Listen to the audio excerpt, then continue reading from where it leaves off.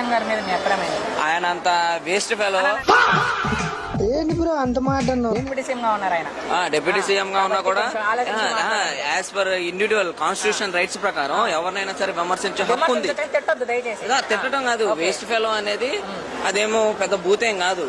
ఇప్పుడు ఎందుకంటే నేను పవన్ కళ్యాణ్ అభిమాని, నేను వ్యక్తిగతంగా పవన్ కళ్యాణ్ అభిమానే కాబట్టి మీరు అన్నట్టు డిప్యూటీ సీఎం పొలిటికల్ పార్టీ అనేది ఇవన్నీ పక్కన పెడితే ఆయనకు బ్యానర్లు కట్టిన వ్యక్తిగా, ఆయన సినిమా రిలీజ్ అయితే చించుకొని గొడ్డలు చించుకున్న వ్యక్తిగా నాకు పవన్ కళ్యాణ్ ని ఎలా అయినా సంబోధించే హక్కు నాకుంది. తెలంగాణలో కూడా పోటీ చేస్తానంటున్నారు మీరు అభిమానించే పవన్ కళ్యాణ్ గారు.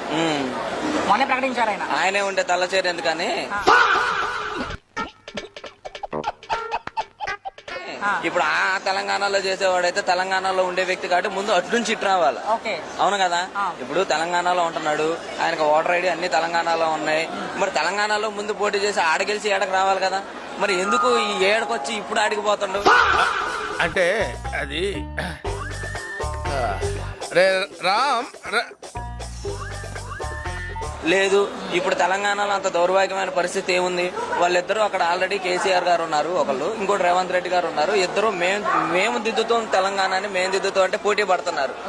వాళ్ళు ఇప్పుడు అక్కడ పరిస్థితిలో ఒకరికొకరు పోటీ పడి తెలంగాణని డెవలప్ చేస్తున్నప్పుడు ఇంకేమైనా కొత్త పోయి ఉద్ధరించేది ఉంది అక్కడ?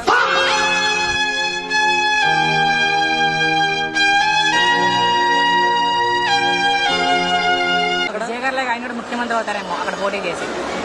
విజయ్ గారు లాగా ముఖ్యమంత్రి అవుతారు. ఎందుకంటే ఇక్కడ ఆంధ్రప్రదేశ్ లో ముఖ్యమంత్రి అయ్యారు.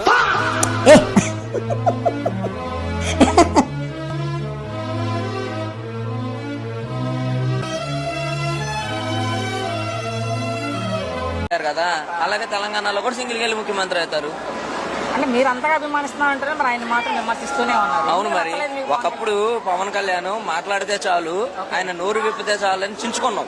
గుర్తుందో లేదో, పవన్ కళ్యాణ్ గారు ప్రెస్ సమక్షంలో ఆయన అన్ని సినిమాల్లో కల్లా మాట్లాడిన ఫస్ట్ సినిమా ఏంటి అని అంటే కొమరం పులి ఆడియో మీట్ లో మాట్లాడారు. అది కూడా ఏంటంటే ఏఆర్ రెహమాన్ లాంటి గొప్ప సంగీత విద్వాంసుడు ఈ సినిమాకి పనిచేశాడు, ఆయన కోసం నేను నోరు విప్పాలని మాట్లాడారు. ఆ తర్వాత అత్తారింటి దారేది సినిమా 20 minutes పైరసీ బయటకు వచ్చినప్పుడు ఆ రోజు మాట్లాడినప్పుడు కూడా మాకు గూస్ బంప్స్ అయ్యాయి.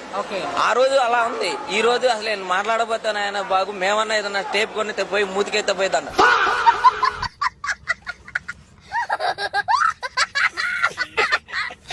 ఫైనల్ గా ఒక్క మాటలో పవన్ కళ్యాణ్ గారి మీద అభిప్రాయం అంటే చెప్తాను. India's best unknowledgeable person.